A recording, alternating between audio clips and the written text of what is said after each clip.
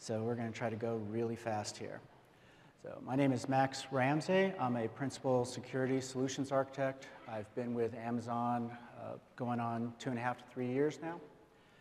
Prior to that, I spent about 20 years helping different organizations, commercial and government, securely run their environments and really make the most business use out of technology. So we'll go and get started here. Any questions that you have, feel free to ping me. My email address is actually up there, so awsmax@amazon.com. Be glad to help you out. Couple of reminders before we get started.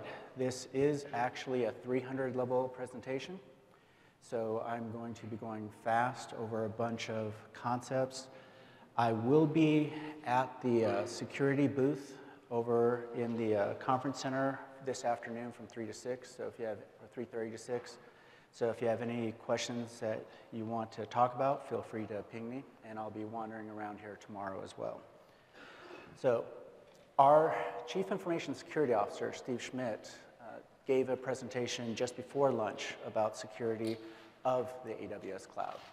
So just keep in mind everything he said, because I'm really not going to cover that again. So just also, if there's anything that you need as far as deeper information as how Amazon does things, remember we have a bunch of reports that you can get a hold of, our SOC 1 Type 2 reports, that Core 1, and that really documents what we do and how we do it, and you can get that under NDA. And we also have our SOC 2, our ISO 27001, our PCI certification, and of course, FISMA Moderate if you're a government agency, and we recently announced that we have an MPAA report as well. So all these things are available for you, and if you need help talking with anyone, get a hold of your account manager, and I'll show you how to do that later so that you can actually get additional information and conversations with people that can help you. Also, look at our security center. It is that link right there. That's where we publish a lot of really good information that will be helpful for you, including our security bulletins, our white papers, and everything like that. Okay? Another key concept here is there is no magic bullet that's going to solve everything, right? So it's always defense in depth, think in layers, and work. It's a sum total of everything you're doing to mitigate the risks. And finally, something I want to mention up front is that many of the host-based controls that you're using out there, the tools and products that are available, whether open source or commercial, as long as they don't have a hardware dependency, like a dongle or something like that you have to plug in, generally they'll work, right? Network-based controls generally don't work, but host-based controls generally do work. So keep that in mind as you're going through this.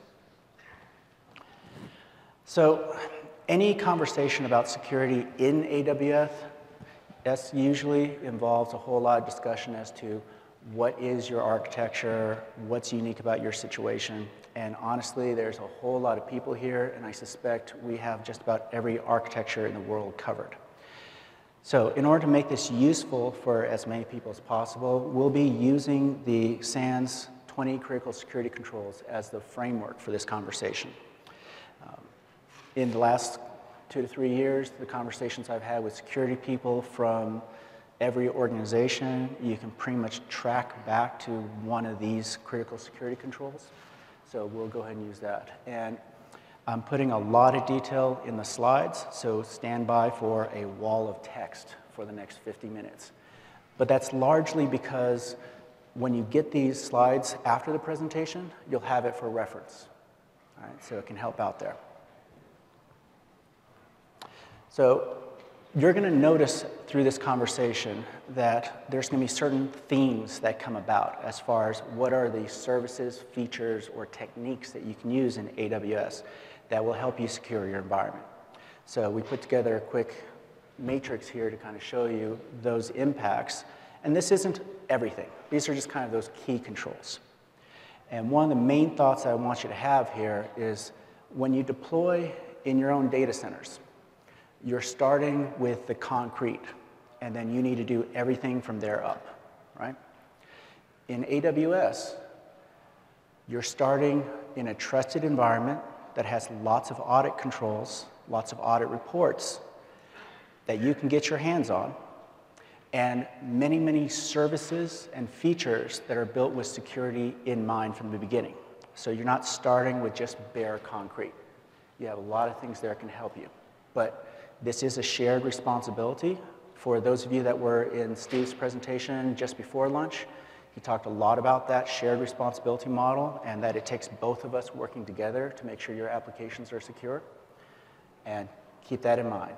This conversation is really focused on what are things that you can do, options, tips, best practices that you can do using these things in AWS to help you run more securely, okay?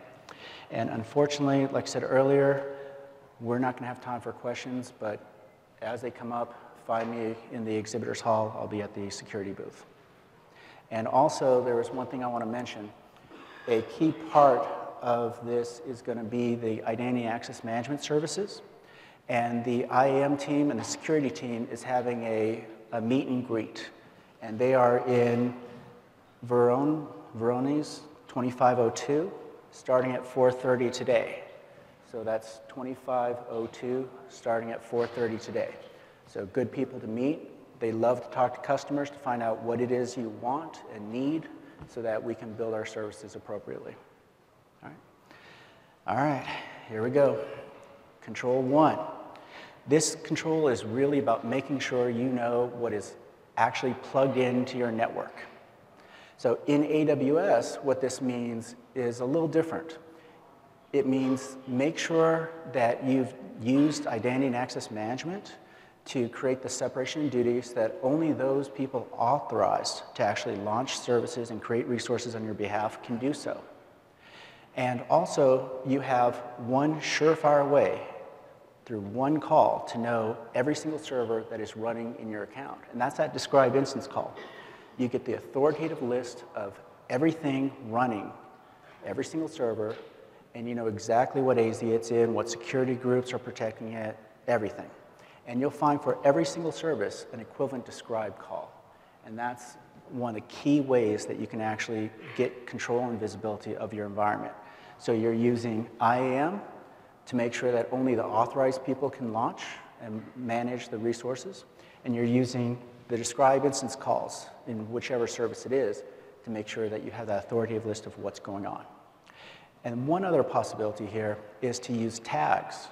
So if you use tags on these resources, especially servers, you can use that to capture the information like who's the responsible party, what's the purpose of the server, right? So it's not a CMDB by any means, but it is kind of a lightweight way to know authoritatively why is this thing running, right?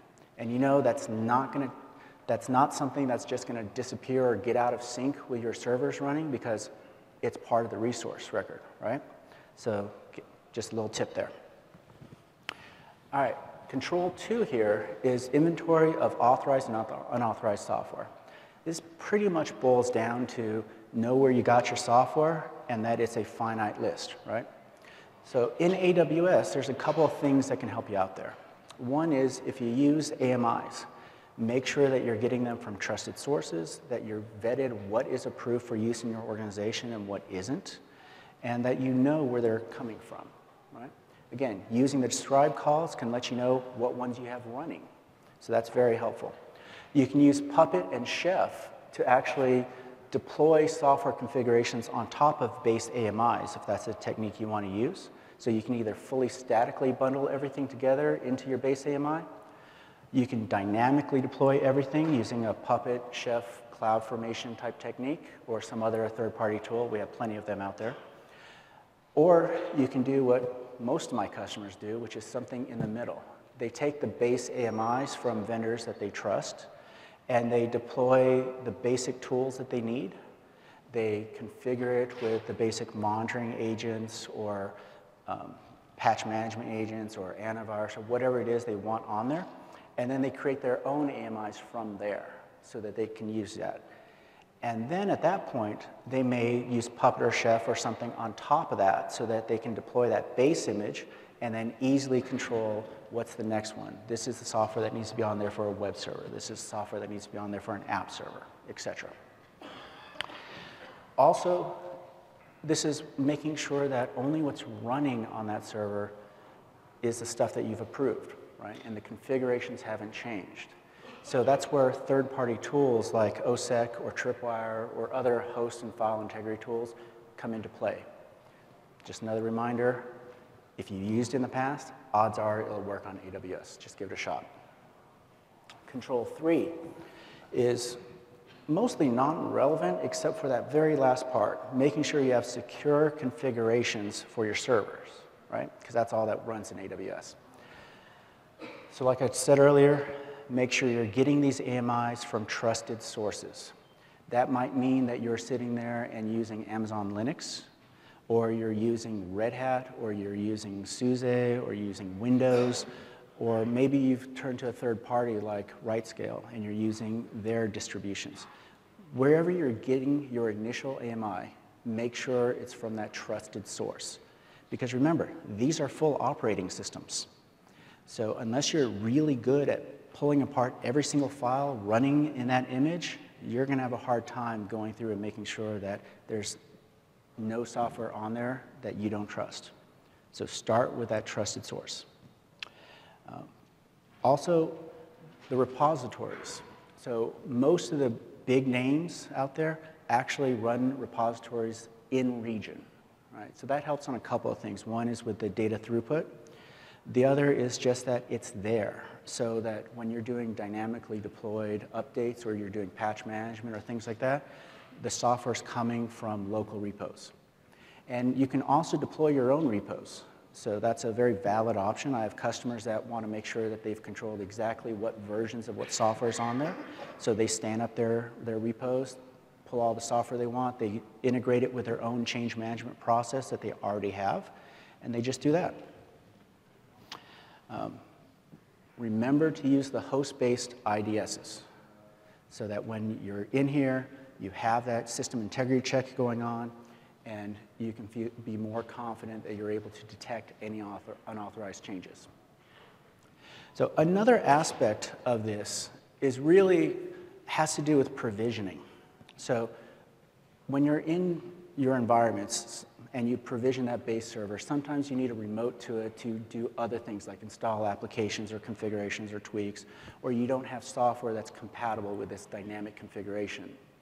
So what you can do is make sure that you're using security groups appropriately on the initial launch and only opening up the authorizations for the sources that are appropriate. So instead of opening up, let's say, a web server with HTTP open to the world while you're still in the middle of configuration, only open it up to the source IP that maps back to your, maybe it's your proxy server or your office, or maybe it's your desktop even, right?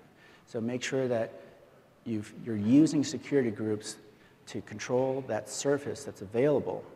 And then when you're done with the configuration and it's been vetted and validated and approved, then you can use the security group to open up the authorizations to make it generally available. Right? And if you're in a virtual private cloud, then you have the added option of the network ACL. So I'm going to talk more about this later, but just remember, security groups are stateful filters. Network ACLs are stateless filters. Okay? Control 4 is continuous vulnerability assessment and remediation. The couple of things here. One is if there's anything that you need to know, we will publish it out there in our security bulletin site. So you can subscribe to that as an RSS feed and make sure you have the latest word on anything out there as far as informationals or warnings. When you're doing your vulnerability assessments, right, if you're doing something on your host, you can just do it. There's no need to contact us because that's within your scope of control. When you're touching the network, so if you're doing an external scan, trying to see what ports are open using some testing service or tool, make sure you register that to get appropriate authorization. So it's pretty painless. Go in there, fill out a couple of fields. You get your, here's my source, here's the targets, and then you just go through, get your authorization, usually within a couple of days, and you can just go through and do your network testing at that time. Okay? And the number one thing that I have to remind people is that even though these are servers running in our cloud, we don't have access to them. They are yours to control, which means that you are responsible for them. If you're going to have them running for a long time, make sure you patch, right? Do the same things you do in your data centers. Now, I have customers that sit there and say, well, you know, I use auto-scaling, and every time a server launches, it's going and pulling the latest packages and deploying them. So I really have this polymorphic surface here that is really hard to identify any attack, and the server's likely only going to exist for a few hours, and then it goes away. So I don't need to patch. All right, well, that's your choice. But make sure it's a conscious decision and not just an oversight. Okay? And also logging. We're going to talk more about logging in a bit, but remember, if you need some data and it's important to you, capture it, use standard logging techniques, and save them. Control 5 is about malware defenses. All right? So this is making sure that everything that's going on is appropriate. You're not passing bad agents through your data stream, things like that. Again, most of your host-based tools will work. It's just a matter of finding one that's compatible with what you're trying to do. And if it's a commercial tool, make sure that you've brought the license over appropriately. Now, one technique that people can use in a virtual private cloud is you have this NAT instance, right? And this is something that you can launch that will sit there and proxy or NAT out any outbound requests from your servers so that you don't have to give them an EIP to go out to the internet and say, get an update or something like that. So it's a good opportunity to go to that NAT instance and install additional software, like additional host-based tools or tools to search any of that traffic for malware, things like that. It's a great tool. Just remember that the second you put an EIP on an instance, it can bypass that. So just keep that in mind. And then you can use the network ACLs in a virtual private cloud for egress control. So that is, you want to make sure these servers can never communicate outside of their subnet on things like maybe there should never ever be a case where a server is broadcasting TFTP, right? So you can prevent that from happening. Also, a technique that is very good to use, whether you're on our cloud or anywhere else, is this idea of a bastion host. And this really is key for administrative access. We use it internally. Steve talked about it a bit in his presentation. And this is where you have administrators or those with trusted access remoting into a host.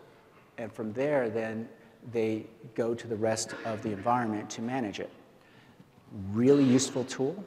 It's very powerful because it gives you an opportunity to concentrate a lot of your logging and privilege detection and things like that.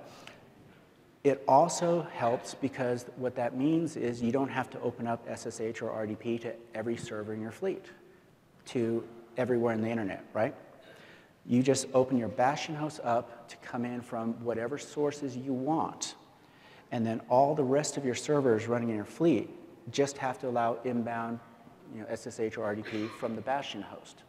So it really helps you make sure that you have good, tight control over that privileged access. And we'll talk more about that in a little bit as well. So application software security is normally all about what you're doing in your environment, right? This is how you're coding, how you're deploying your applications. But there are things that we can use that we have in our environment that can help you out as well. So one of the big ones is just the security groups. Making sure, like I said earlier, as you're in your dev test cycles, that you don't have the things open up to the world. Make sure your source IPs for these things are only your developers or your dev environments, so that you're making sure that you minimize who actually can access these environments while they're in such a middle of development and active cycles. One possibility is to use a virtual private cloud and deploy your applications in a private subnet in there. So you're only getting access to them perhaps over the VPN connections or over Direct Connect. They still have the web-based access and everything, but it's only coming in through that back door.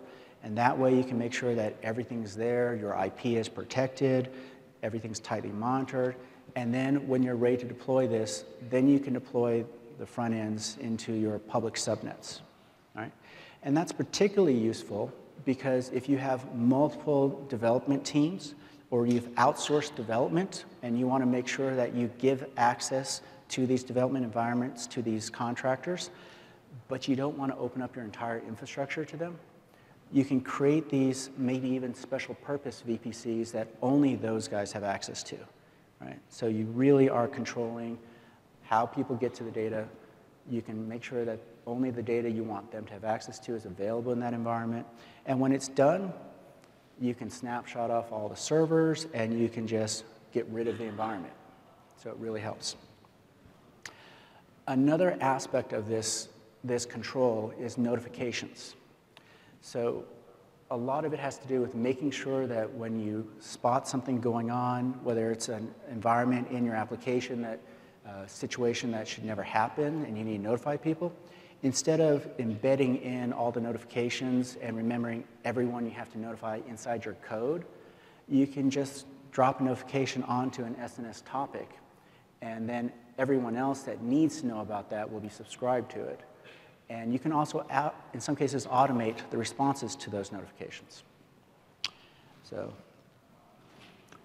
Control 7 is about wireless device control, right? So making sure you know that there's no way for anyone to plug in a device on your network and bypass all your security. Well, check, right? There's no way for that to happen. Control 8, data recovery. So this is about making sure that you can capture everything, back it up appropriately in a trustworthy manner, and then restore it when you need it.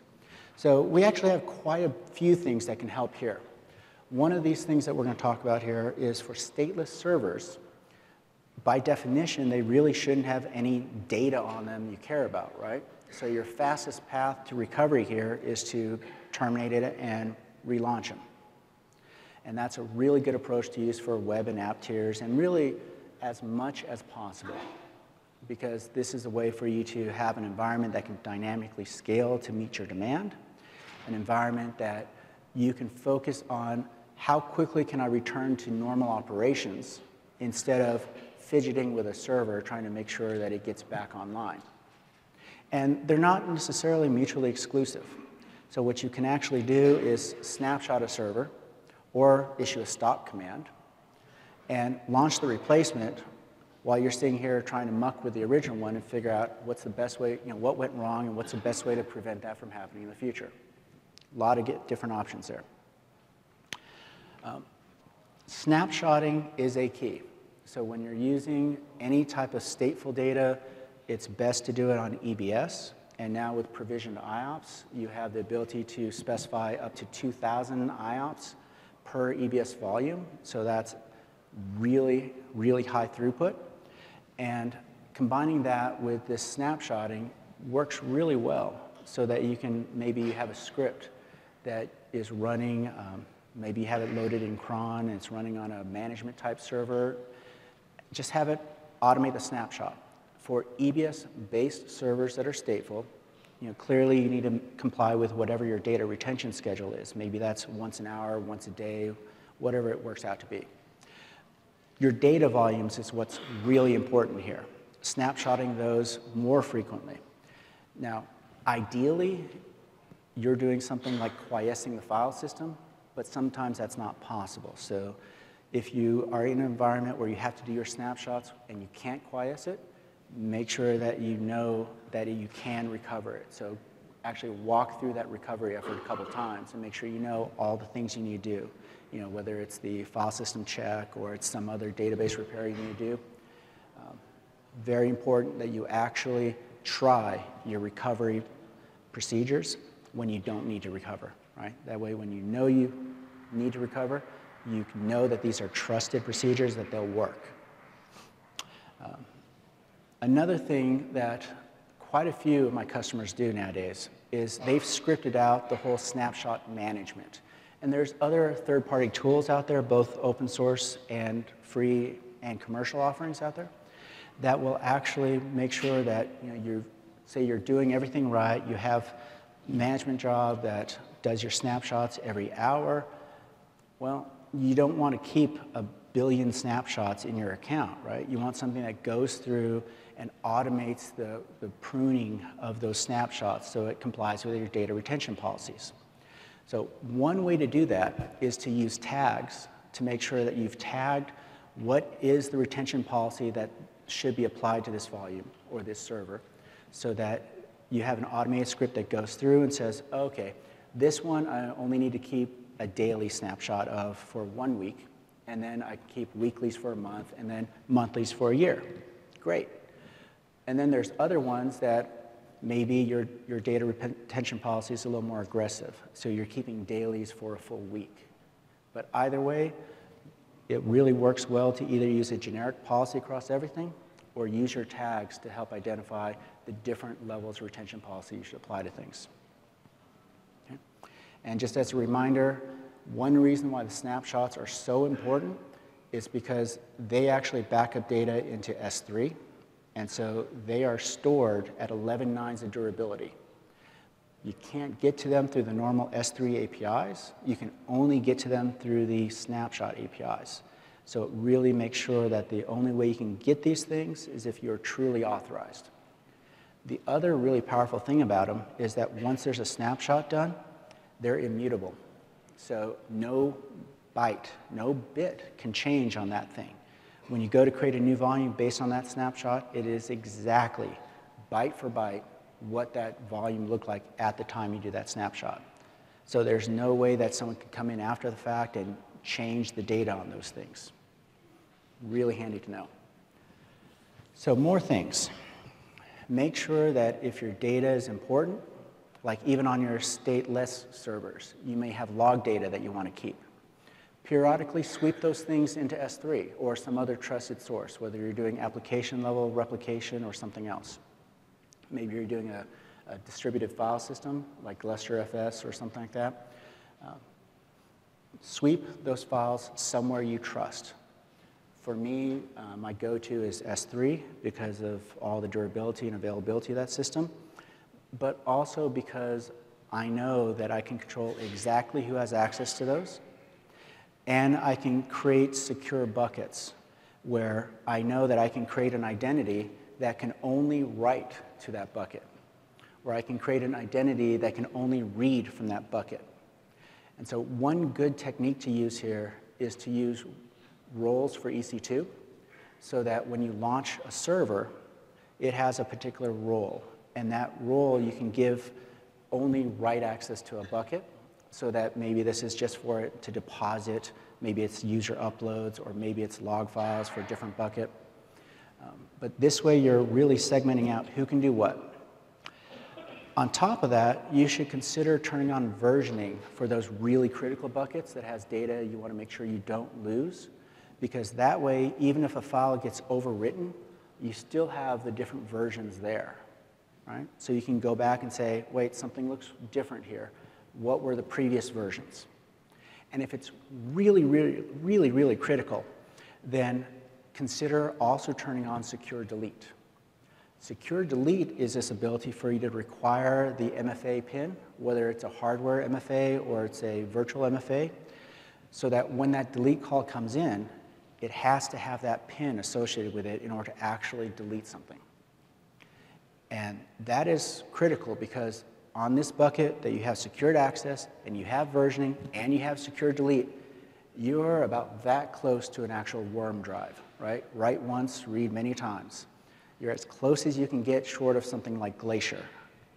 So very powerful and really can help you in a lot of compliance situations. All right, I'm going to have to speed up here because I've already burned up most of my time. Remember to use Glacier for long-term storage. And one nice thing here is now that S3 supports the ability to just put a policy on a bucket, you can automate some of the life cycle of that. So say you care about, maybe it's a wormish bucket that has log files, right? You only care about those for 90 days of immediate access, but you want to keep these things for at least a year, right? So you just put a policy on that to automatically move things after 90 days out to Glacier. So now all of a sudden you're paying Glacier prices for the storage of that object instead of S3 prices, which really does help. Now, there's really not a good place to talk about this concept, so I figured here's as good as any. Many times when you are looking at a server and you're seeing suspicious behavior, right, it takes a little while to figure out what's going on. Is it compromised? Is it not compromised? And one thing to consider is in this environment, you can automate almost everything. So it'd be really good for you to come up with a set of scripts beforehand, whether that's an actual automated script or it's just a handwritten note, here's the procedures. But come up with something that will do things like, for instance, increase the frequency of snapshots for those EBS volumes. You know, instead of doing it every hour or every day, maybe you're doing it every 10 or 15 minutes while you're investigating what's going on. That gives you a pretty decent history of what this drive, what this server looked like over this time you're investigating it, right? It also gives you this really neat ability to say, I snapshotted the boot volume. Let me go create a new disk based on that to inspect what's going on without messing up my server that's actually running in production, right? Also, being able to isolate that instance so that while you're investigating it, you want to minimize what access that server has to the rest of the environment. If you come up with a script that sits there and you just pass it the instance ID, it can query out what security groups it's a member of, what subnets it in, if it's a VPC, you know, what access it has, so that you can then decide what are you going to remove. And if you can do that in an automated fashion, that works so much better.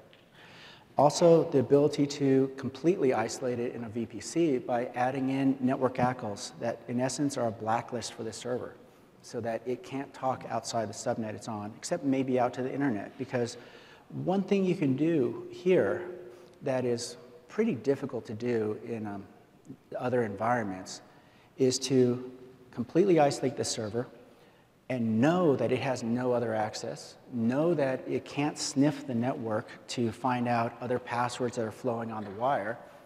So maybe you want to honeypot this thing. Maybe you want to see what's going on and learn from it.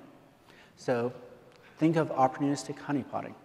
Now, clearly, this is something that is a pure risk-reward-based decision on your part. Don't suggest it for everyone, but it's worth a consideration.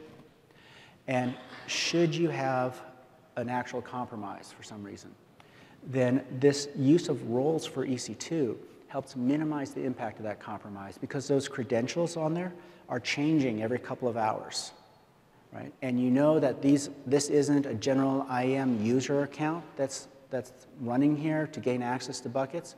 It's specifically this role for this class of server. So it really helps you minimize the impact of a compromise. Control 9. Most people don't think that AWS would be able to help you figure out how to help your people do their job. And this is fully on you, but we do offer a whole lot of resources that can help out. Everything from our Architecture Center, which has everything from white papers to recorded webinars for things we've done in the past, to even reference architectures for common patterns that we see all the time. Good resource to get. Also, we do offer paid training. We hold these training courses periodically.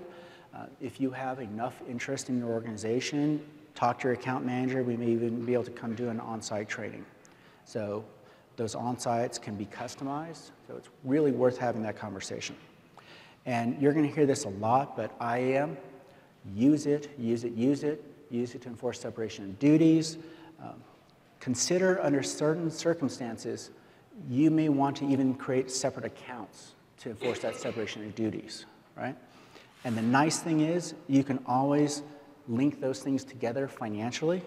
So you can use consolidated billing. So you still only have one bill that comes in, one central point where you're seeing all your usage, but you have that distributed enforcement going on. And you can also use that to track things where maybe there's you want to know the complete and total cost of something, right? If everything associated with that's running in that account, you have it, because you can track all that as it comes through. Another option here is for your most sensitive operations. Consider using MFA. You can lock that down at both the API and the console. And I've been asked a couple of times over the years, we want to do a two-person check. And we don't really support that in our environment, but if you give one person the credentials and another person the MFA device, or lock it in a safe or something like that, then you, in essence, can have that environment pretty easily. All right. Control 10 is really about the configuration of the network devices. So this seemed like a good place as any to talk about security groups and network ACLs. Remember, security groups are stateful, ingress only, until you get into a virtual private cloud. Then they're ingress and egress. They sit right in front of the NIC of every single virtual server. So there's no way to bypass these.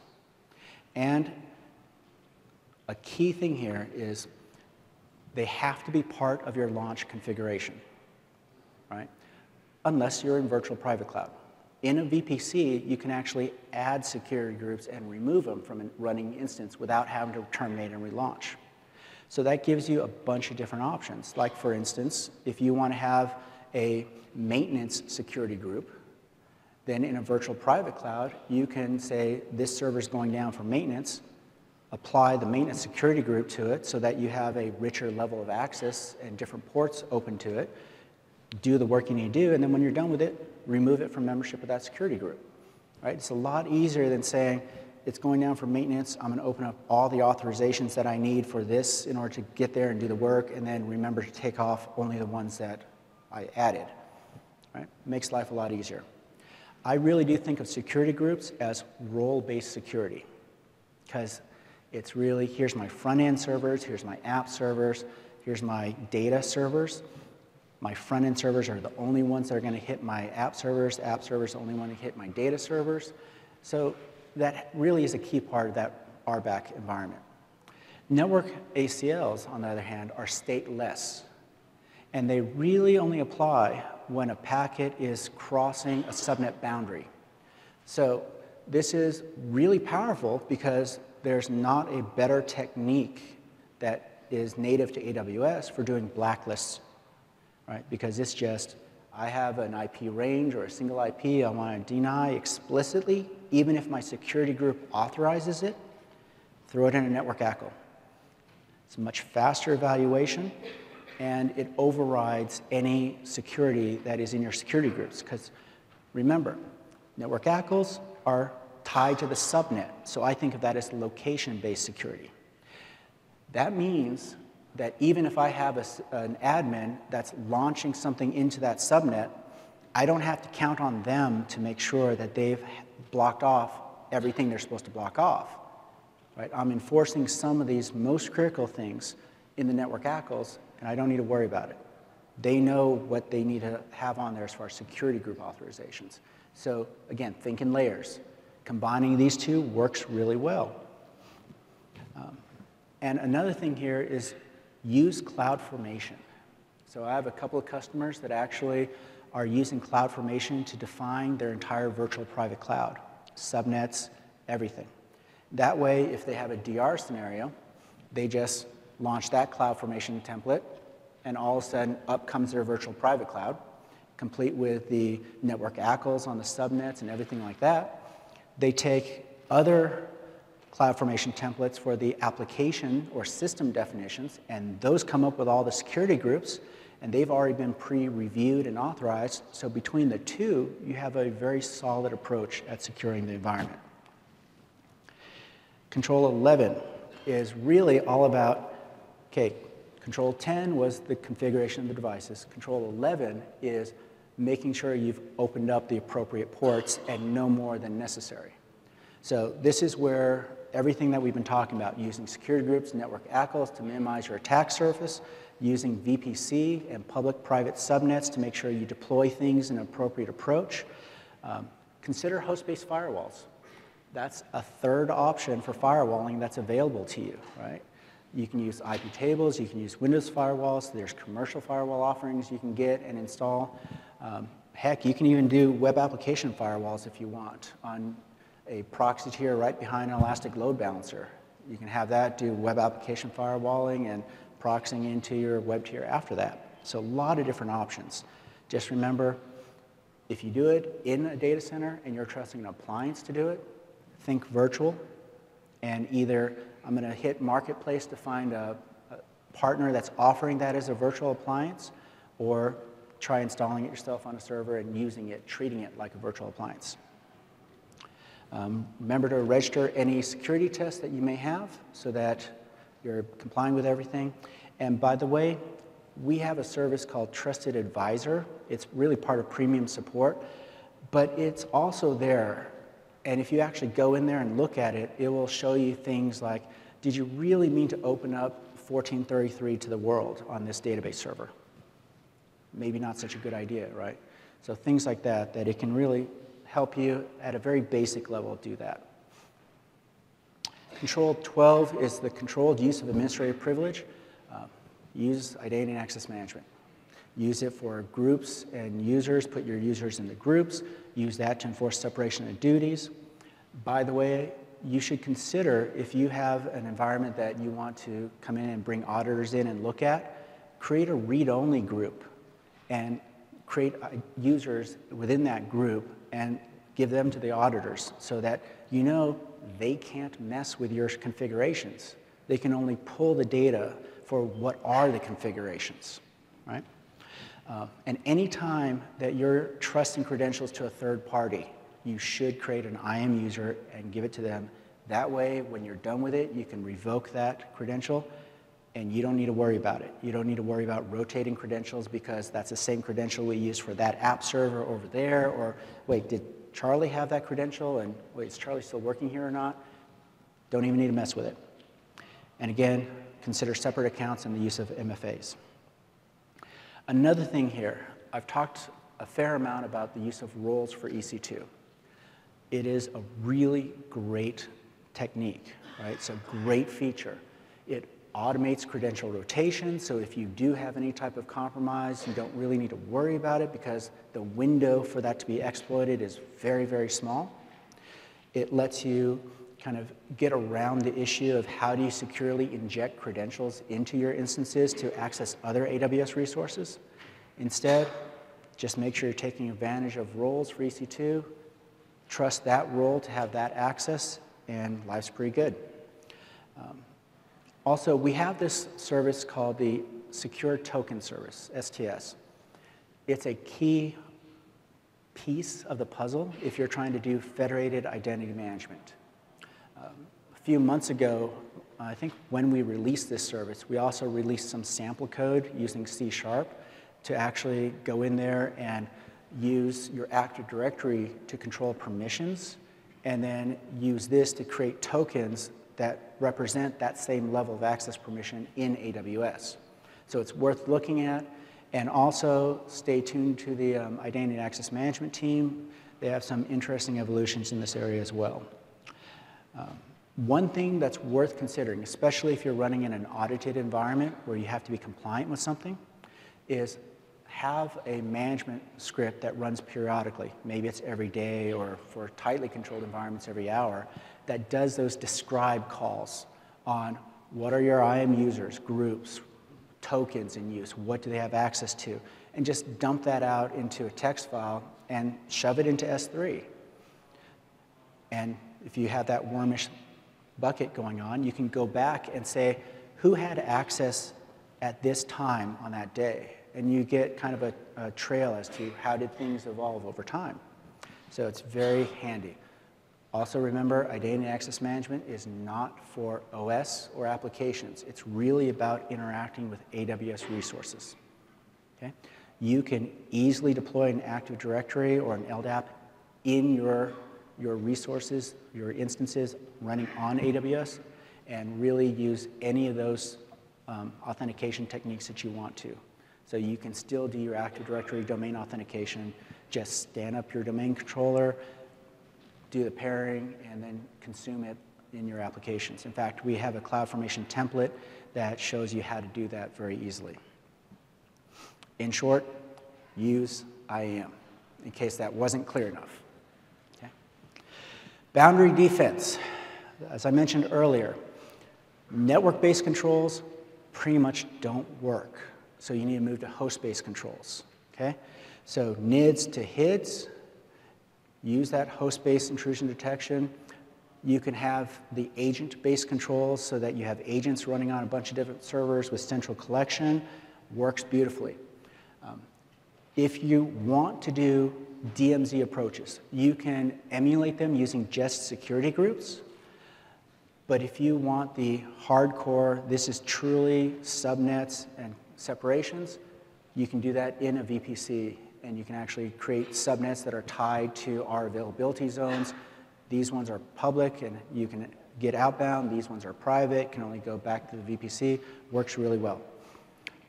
We talked about using the NAT instances to kind of do NIDS-ish things, and that works pretty well.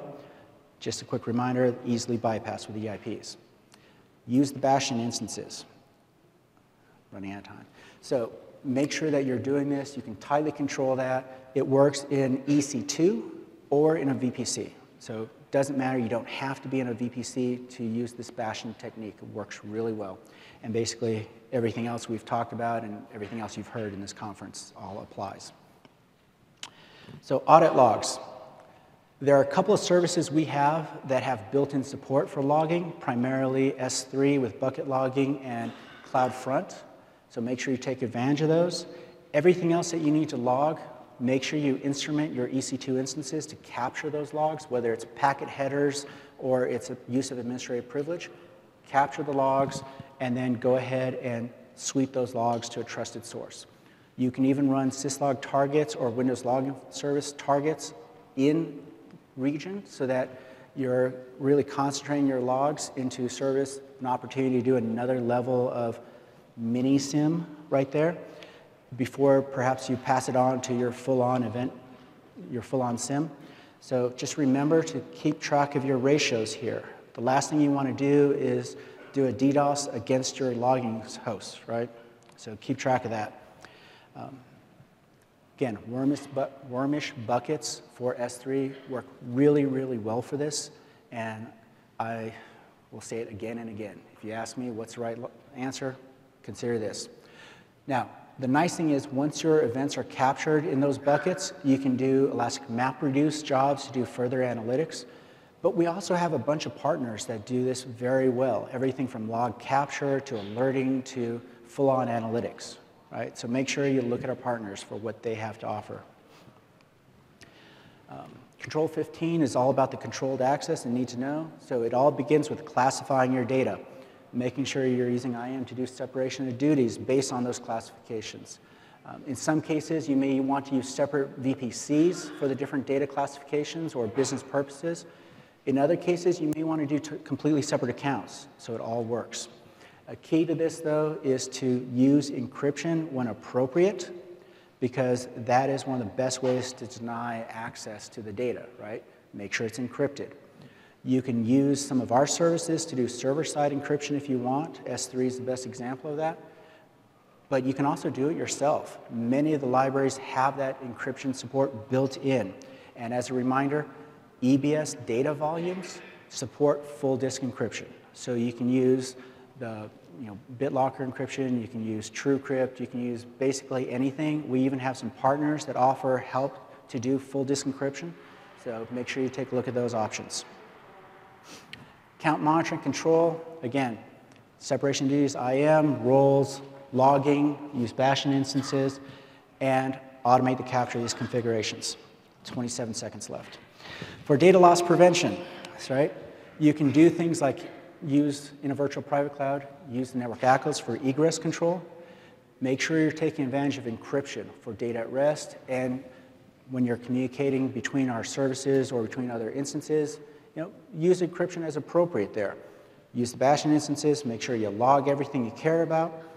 Make sure you go and look at the HIDs and the enhanced NAT instances. So we even have third parties that offer their same functionality that they offer as appliances in data centers. They're offering to run on cloud. Just look in Marketplace and see what's available there. Many of the names that you know and trust are offering services now. A lot of those tools that you use for data loss prevention today, if they're host-based, they might just work. Give it a shot. And by the way, a lot of people get surprised at this, but outbound SMTP from your instances is filtered. That's why it's probably not working when you're depending on that notification happening, right? So make sure that if that's the technique you're going to use, you go ahead and register it. I would offer that you might have a better shot using SNS or even simple email service, because it can be set up to be an SMTP gateway as well, and it saves you a lot of hassle. Incident response and management. One of the best things that you can do here is take advantage of auto-scaling. So most people think of auto-scaling for the use in the, I have a fleet of servers, and as my demand spikes up, I just scale out, and as demand spikes down, I scale back in, and it absolutely will work for that.